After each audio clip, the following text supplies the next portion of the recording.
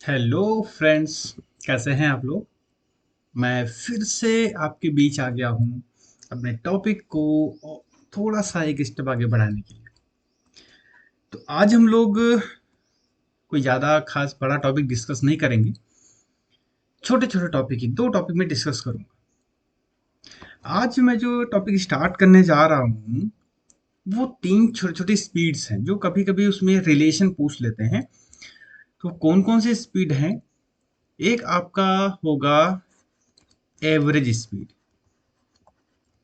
एक आपकी average speed, एक आपकी रूट मीन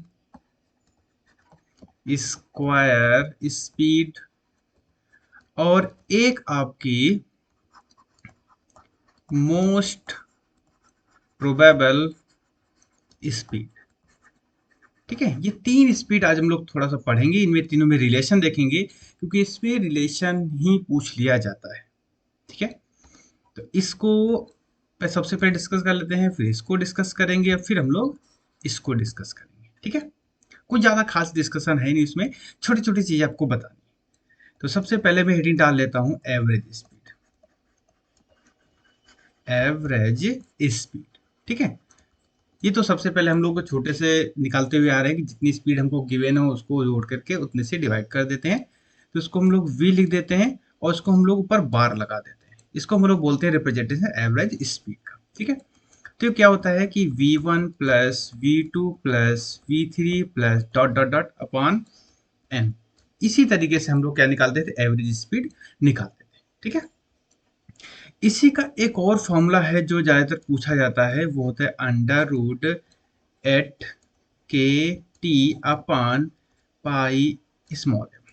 ठीक है, ये फॉर्मूला आपको याद करना है। यहाँ पे के क्या है, बोल्ट्जमान कांस्टेंट है, टी आपका टेम्परेचर है, पाई कांस्टेंट है, एम क्या है आपका मास ऑफ ईच मॉलिक्यूल। यहाँ पे लिख देंगे small M is equal to क्या है, मास ऑफ ईच मॉलिक्यूल। ठीक है,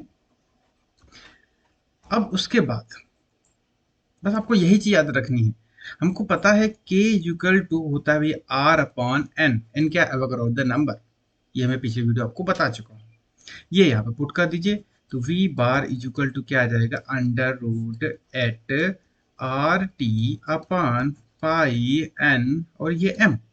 ये क्या लिखा हुआ है, ये लिखा हुआ मॉलिक्यूलर मास। इसको हम लोग ऐसे लिख सकते हैं, eight R T upon pi capital M.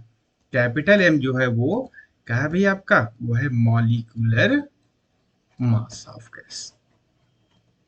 ठीक है, अब देखिए यहाँ पे हमको पता है पीवी इक्वल टू क्या होता है, आरटी होता है। क्या होता है, पीवी इक्वल टू आरटी होता है। तो इसको हम ऐसे लिख सकते हैं, V bar equal to under root eight PV upon pi M. ये फॉर्मूला आपका ये आ गया। ठीक है, तो आपको ध्यान क्या रखना है, आपको सबसे पहले ये वाला फॉर्मूला ध्यान रखना है, फिर आपको ये वाला फॉर्मूला ध्यान रखना है। बस यही होता है आपका एवरेज स्पीड। दूसरी आपकी भैया, ये हम लोगों ने भी किया कि root mean square velocity speed, root mean square speed. ठीक है, इसमें क्या होता है, इसको हम लोग वी आर एम एस से डिनोट करते हैं। क्या होता है, under root v1 square plus v2 square plus v3 square plus dot dot dot upon n। ठीक है, मतलब रूट भी ले लो, मीन भी ले लो, स्क्वायर भी, तीनों चीज आनी चाहिए उसमें। उसको बोलते हैं रूट मीन स्क्वायर वेलोसिटी। ठीक है, इसका जो एक तो फॉर्मूला ये हो गया, एक और फॉर्मूला होता है V R M S is equal to under root three K T upon small M. यहाँ पे पाई नहीं आएगा, आता है under root three K T upon M. ठीक है, अब फिर यहाँ पे के की वैल्यू पुट कर दीजिए। पुट के इक्वल टू होता है क्या भाई, आर अपॉन एन पुट कर दीजिए। तो वी आर एम एस बराबर under root three R T upon N into M small M. ये क्या बन गया, मॉलिक्यूलर मास। तो इसको हम लोग ऐसे ले सकते हैं, under root three R T upon capital M. ठीक है, तो और इसको अगर लिखना चाहो तो आर टी की जगह हम लोग पी वी लिख सकते हो। तो V R M S is equal to under root three PV upon capital, ये फॉर्मूला आपका ये आ गया। ठीक है, तो आपको ये वाला फॉर्मूला ध्यान रखना है, ये वाला फॉर्मूला आपको ध्यान रखना है। तीसरा हमारा आता है most probable speed. Most probable speed, most probable मतलब होता है कि किसी भी गैस में कितने ज्यादातर मॉलिक्यूल कितनी स्पीड से चल रहे हैं, that is known as most probable speed. ठीक है, इसको हम लोग एमपी लिख देते हैं, एम मतलब मोस्ट, पी मतलब प्रोबेबल। ये होता है under root 2 kT upon small M. ठीक है, अब यहाँ पर के की जगह फिर आर पर एम रख दीजिए, तो 2 RT अपॉन कैपिटल एन और स्मॉल एम, तो ये किस में कन्वर्ट हो गया, under root 2 RT upon capital M. इसको हम लोग ऐसे ले सकते हैं, V M P equal to under root 2 PV upon capital. ठीक है, तो एक फॉर्मूला ये आ गया, एक फॉर्मूला ये। ये तो तीनों, ये तो स्पीड आ गई कि इसमें क्या उनसे फॉर्मूले होते हैं, क्या क्या फॉर्मूले होते हैं। अब मैं जो बताने जा रहा हूं सबसे इंपॉर्टेंट जो पेपर में आता है वो होता है रिलेशन। रिलेशन, इन तीनों में आखिर रिलेशन क्या है, तो ध्यान रखेंगे यहाँ पर कि जो मोस्ट, जो आपकी एवरेज स्पीड होती है वह 0.92 VRMS होती है, और जो मोस्ट प्रोबेबल स्पीड होती है 0.816 VRMS होती है। एक तो रिलेशन ये आ गया आपका, एक रिलेशन ये आ गया। ठीक है, एक V बार मतलब एवरेज स्पीड 0.92 VRMS और मोस्ट प्रोबेबल 0.816 VRMS। ठीक है, एक और रिलेशन आपका यहाँ पे आता है जो बहुत ही ज्यादा इंपॉर्टेंट है, कौन सा है, VRMS is greater than the V bar greater than the VMP।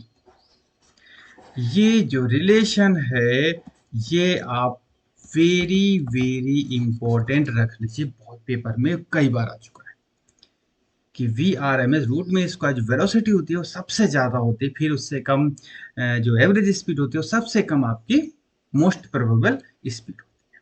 ठीक है, ये कुछ छोटे छोटे टॉपिक आज हम लोग डिस्कस कर किए हम लोगों ने।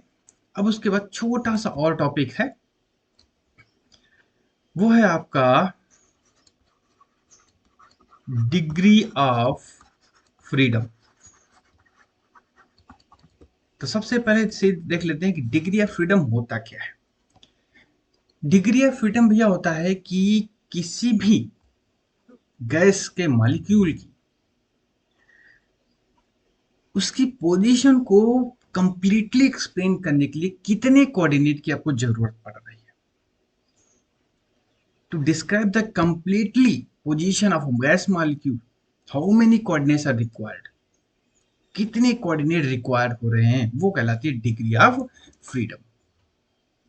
ठीक है, इसका जो फॉर्मूला होता है F इक्वल टू होता है 3n-r।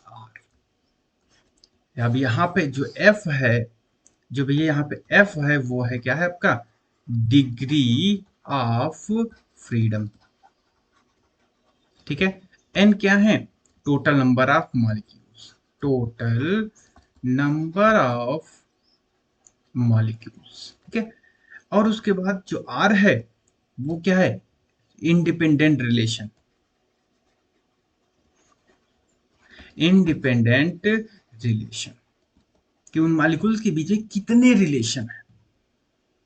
तो इस फॉर्मूले से हम लोग क्या कहते हैं, किसी भी गैस मॉलिक्यूल की क्या कर सकते हैं, हम डिग्री ऑफ फ्रीडम निकाल सकते हैं। जैसे अगर हम पहला एग्जांपल ले लेते हैं मोनोटॉमिक गैस के लिए, मोनो एटॉमिक गैस की बात करते हैं, ऐसा गैस जिसमें सिर्फ एक एटम हो, जैसे आपके हीलियम, नियॉन, etc। ठीक है, अब इसमें क्या होगा, यहाँ पे जो नंबर ऑफ मॉलिक्यूल है वो कितने हैं, एक।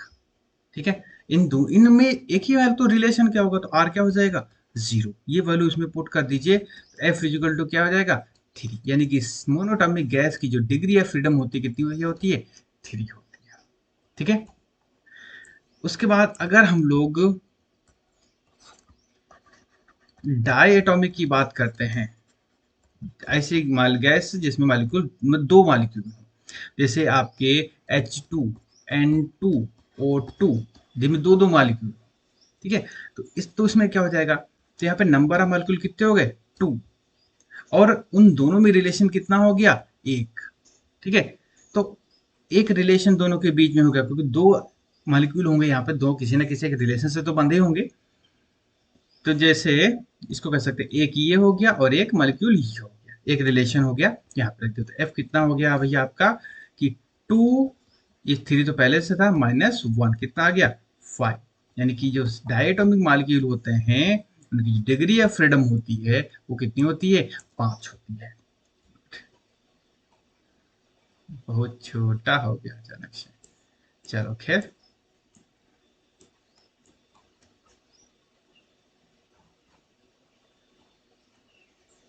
ये भी ना कभी कभी गड़बड़ करने लगता है। अरे अपने आप भैया क्या हो रहा है आज। चलो, इसको धीरे धीरे ऊपर बढ़ाए तब सीख रहेगा, ठीक है, नहीं तो गुस्सा आ जाता है बेचारा ये। देखो, तो जो डायटोमिक मॉलिक्यूल थे, डायटोमिक गैस थी, उसके डिग्री ऑफ कितनी आ गई, 5। उसी तरीके से ट्राइएटोमिक, उसी अकॉर्डिंग ट्राइएटोमिक गैस जिसमें 3 मॉलिक्यूल हो। अब ट्राइएटोमिक में दो केस बन जाते हैं, एक तो नॉन लीनियर केस बन जाता है और एक आपका लीनियर केस बन जाता है। देखो कैसे, नॉन लीनियर मतलब 3 जो मॉलिक्यूल होंगे वो इस तरीके से आपस में जुड़े होंगे, और लीनियर का मतलब तीनों इस तरीके से जुड़े होंगे, ठीक है।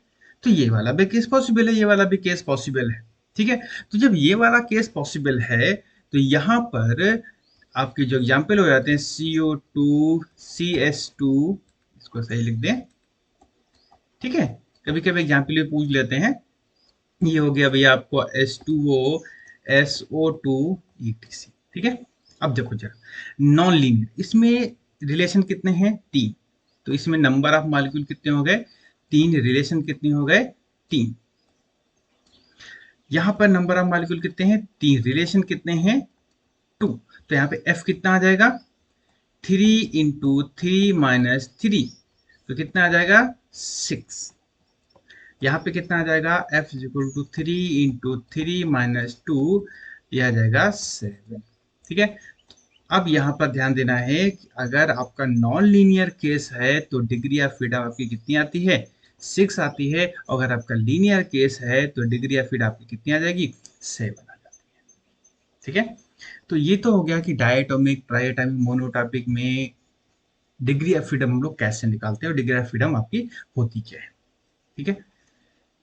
तो अब उसके बाद इसमें थोड़ा ही बचा हुआ है। नेक्स्ट वीडियो में आपका ये चैप्टर का पूरा क्लोज हो जाएगा। नेक्स्ट वीडियो में हम लोग इक्वी पार्टीशन ऑफ एनर्जी और डायटोमिक, मोनोटोमिक, ट्राइटोमिक लिए स्पेसिफिक जो हीट होती है उनकी वैल्यू कितनी होगी, ये हम सब वहाँ पर देखने वाले हैं। बहुत इंपॉर्टेंट रहेगा, अगला वाला जो सेशन होगा आपका बहुत इंपॉर्टेंट होगा, तो इसलिए उसको मिस मत करिएगा। तो फिर भैया आपसे रिक्वेस्ट है कि जिन्होंने अभी तक चैनल को लाइक भी नहीं किया है, सब्सक्राइब भी नहीं किया है, और ना तो शेयर किया है, तो उन सभी से रिक्वेस्ट है जल्दी जल्दी भी चैनल को सब्सक्राइब कर लीजिए और हमारी फैमिली के साथ जुड़ जाइए, जिससे हम लोग जो भी यहाँ पे डिस्कशन करते हैं तो वो आपके लिए हेल्पफुल होगा, ये मानना चाहिए।